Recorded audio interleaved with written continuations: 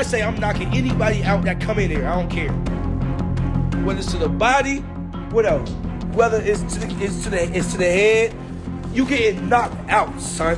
Real talk. I'm about to be the face of this boxing stuff. Let's talk about this right here. Right hook in that left hook. Puts him on stacking legs and face first on the mat. I don't even got too much to say. The fight done said it all. I don't got too much to say. Just know it's a different conversation. Why does it sound personal between you two? Come on. I've been doing this a long time, kid. Let's go. Africa. Keishan Davis didn't hold back during a recent Instagram Live, openly criticizing Devin Haney with sharp words and making it clear that there's no love lost between the two fighters. Talk about that. I got some more shit. Keep pulling out. Punch so hard. I punch hard, bro. I punch hard. I spit when I punch.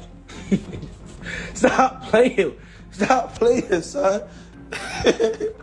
Damn, I got so much I gotta hang up. Just got to the crib. Stop playing, bro. Punch too hard. Earlier this year, Davis delivered a statement in the ring with a late-round stoppage victory over veteran contender Jermaine Ortiz at Madison Square Garden in New York City. He made good on his promise of getting a knockout win in his debut at 140 to cement his status as a top player in the division, and I'm going to turn it over to Keyshawn. Well, first things first, all glory to God. Jesus Christ for giving me this win. It's been a long time coming, man. From my last fight all the way to tonight, man, there was a lot of twists and turns and up and downs and nights where I just didn't even want to do this anymore. And y'all don't know the half of like how I even got here tonight. Davis described the Ortiz fight as both interesting and exciting, calling it the type of challenging matchup he had always wanted to test himself against.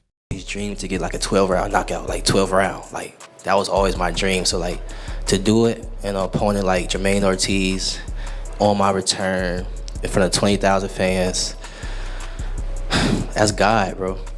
That's God. I feel like he turned my whole career around, and now it's just continuing to keep trusting in him. You know that he's gonna do even bigger things for me. And I'm here, man. I'm back, and I'm better, just like I promised y'all. Also, I promised y'all a knockout, and I got y'all that. And also, I want y'all to give me more credit.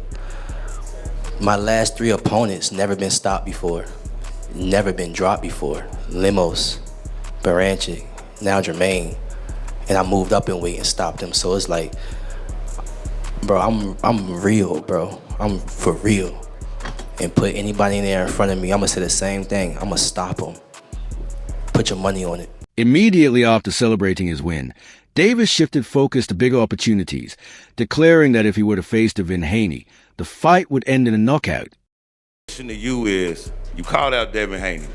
You talked the other day, and I told you what Mickey Bay said about Devin Haney and you fight.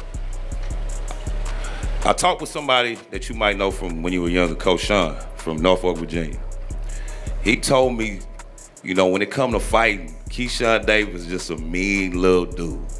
Like, you can come, you want to box and do all that. He love to fight. Now, I asked you this about Mickey when it came to Devin Haney. Now that you're taking care of business, how does you and Devin Haney end? How does that fight go? A knockout. Say less. He has also made it clear in interviews that he doesn't plan to remain long at super lightweight, aiming instead to move up to the welterweight division, where Haney currently holds the WBO title. Beat Jermaine Ortiz, God willing. I'm going to go to 147, and I'm going to become a 147 champion. Okay. And then I'm going to defend it against somebody at 147. Devin Haney? Who at 147? Is it Devin Haney? Yeah. Because that's a pound for pound brother right now. And we asked you, who's a fight that's going to put you on that pound for pound list? Devin Haney's at 147, right? And he got a belt. Now he is, yeah. And you say you want 147? I mean, what we doing? What we talking about? Names. We talking about January 31st. I'm a look great, God willing, and in the future, we going big. Keyshawn Davis has emphasized that he is ready to face anyone, with his sights set firmly on reaching the top of the sport. A superstar. You asking that question. I felt like that's what it was. But go ahead. Yeah, like at the end of the day, I'm ready to fight anybody. So I'm going for the stars. And I know Devin Haney is the same fighter from when he was at 35. He's the same fighter when he was at 40. Now he's at 40. So he ain't nothing changed. But his weight, you know what I'm saying? I will knock Devin Haney out, guaranteed. You know, I just feel like, shouts out to Devin though. You do your thing. Like I have no problem against you, bro. But we talking business right now. I will knock Devin out for sure. For sure. You don't think he's hitting a little harder at 47 than he was at 35 and 40, growing into that weight? That's a no. It looked like it. It looked like it. It looks to like us, Keyshawn. To me. Let's see how hard I hit January 30th. When asked whether he has enough star power to attract a fight with Haney, Davis confidently stated that he can sell the matchup anywhere in the world, highlighting his talent, fan appeal, and recent performances as proof that he is an exciting opponent for any elite fighter. You're already a bright enough star that he'd be willing to take, because, you know, as a businessman, risk reward. You think you bring enough to the table that he'd want to take the fight? He would take the fight? Hopefully, bro. I hope he would take the fight. In terms of answering your question, a bright enough star, he's already entertaining me on Twitter and social media and stuff like that. So I guess he sees some money potential in this fight right here. But what I would like to do is I would like to become champion, because that just speaks for itself. Once I come to the champion with the table, you can't play with me. You know what I'm saying? Like, everybody know me. People know me. I can go to the UK and sell. Like, I can go anywhere and sell. My first main event, I sold 10,000 tickets. I sell, period. You know what I'm saying? That's why he's entertaining me, because I am a star. But when I come with that world title, whether I beat Dalton Smith or I go move up a weight and beat Lewis Crocker, once I come with them world titles, it's just a different story. Davis also criticized Haney, claiming that the hype surrounding him has been driven more by promotion than by actual in-ring achievements. I believe maybe the entire boxing public was making Devin into something a lot bigger than he is. I mean, Devin was doing that. Devin and his father, they was promoting Devin well, in terms of, you know, building his fights, who he was going to fight next to keep his name rolling, making things look like stuff that it isn't, and just saying things that's extraordinary.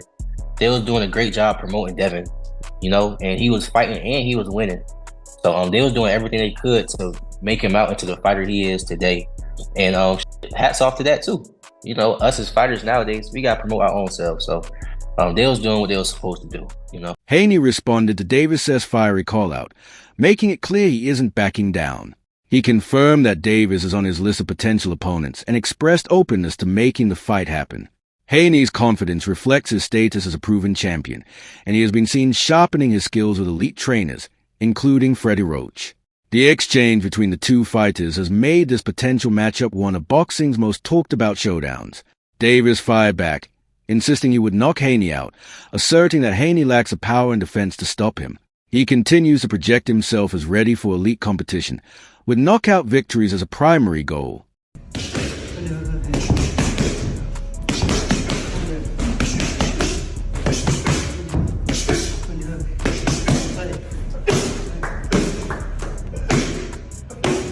However, the fight may not be as easy for Davis as he thinks.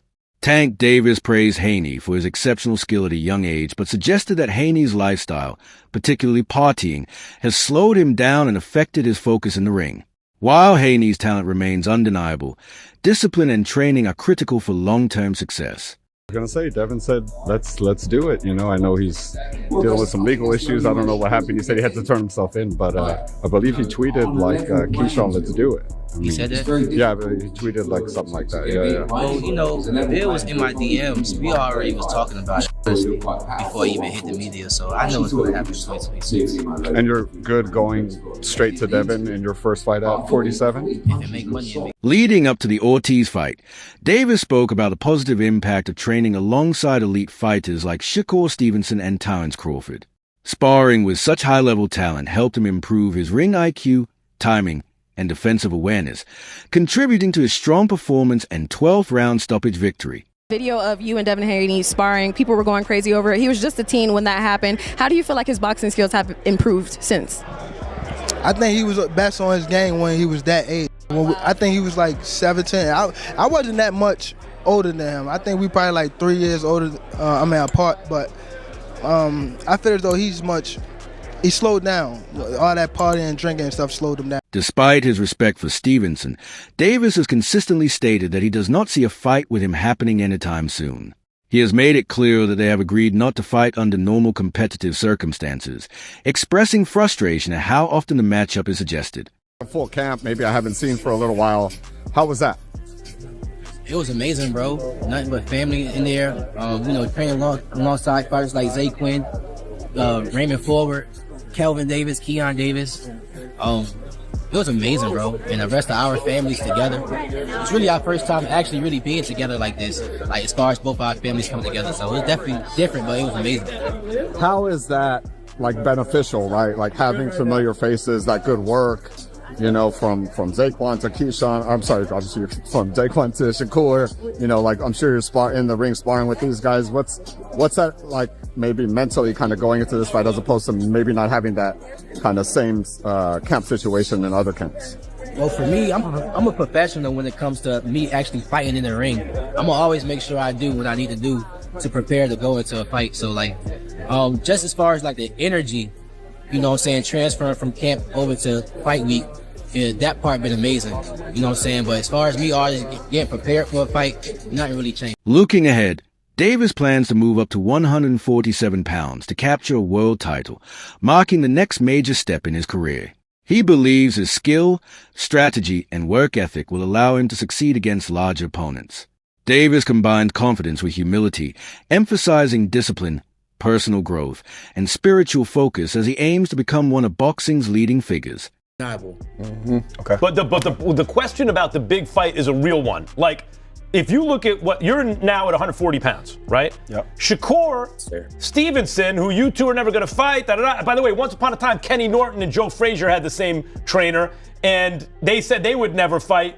But man, if it ever made sense, if they were the two guys left standing, they'd have had to. The Klitschko's never fought. They were brothers, right? Even when they ran the division.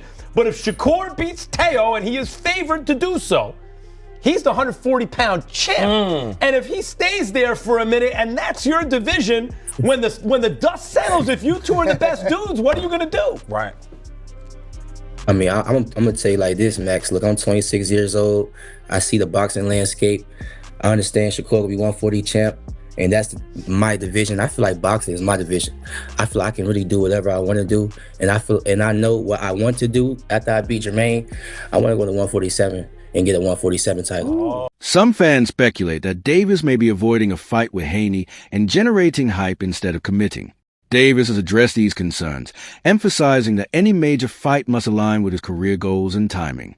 Critics see this as a negotiation strategy, while supporters recognize his focus on preparation, discipline, and professional growth, signaling that he's serious about competing at the highest level when the time is right. He loses a competitive fight. Yeah, I think that would be the most common answer is Shakur outpoints him in a very competitive fight. Beats him. What then? What then for you and Teo? For the businessman, huh? All right, cool. Okay, since you worded it like that, I don't, because I won't go say that. I don't know. Honestly, I don't know what the future holds. I just know what I want to do, and I want to go to 147 and become a champion. Because I just feel like them guys just can't beat me from 140 to 147. And I just feel like, you know, I'm a surprise the boxing world. I'm small. I just moved to 140, and I'm gonna be fighting guys naturally bigger than me, and I'm gonna be stopping them. Knocking them out. I remember. And that's gonna be very entertaining. Yeah, I remember when Floyd Mayweather told me when he was still 130 pounds that he wanted to fight Felix Trinidad. And at the time, that fight never happened. On the whole situation that's currently going on between Devin Haney and Keyshawn Davis. And when really looking at and assessing this situation, I'm just trying to figure out at the end of the day if Keyshawn Davis really wants the biggest fights in the sport of boxing, or does he just want the biggest headlines? You know, after stopping Jermaine Ortiz Saturday night, Keyshawn Davis immediately calls out Devin Haney in the ring. And I'm not gonna lie to y'all, that's a real fight for the sport, a true chess match. with Keyshawn Davis's elite timing, sharp and accurate punch, and understanding of range, and solid defense being tested against Devin the Dream Haney, elite jab, quick feet, fast hands, championship pedigree, and, you know, his high-level ring IQ. But then, hours later, he's on Shannon Sharp and Ocho Cinco's platform Nightcap, and now, within a few hours, he's saying that this fight has to make sense, shifting the conversation over to Lewis Crocker and talks with Eddie Hearn. And in my eyes, this is where the questions start. This isn't something that's even new either. You know, when we look at Keyshawn Davis's past, he said he was going to fight Edwin De Los Santos and Abdullah Mason just to miss weight, not stay in the division at 135, and end up fighting neither, while Abdullah Mason goes on to beat Sam Notes to take the title that was stripped from Keyshawn Davis. At some point, that stops feeling random and starts to feel like a pattern.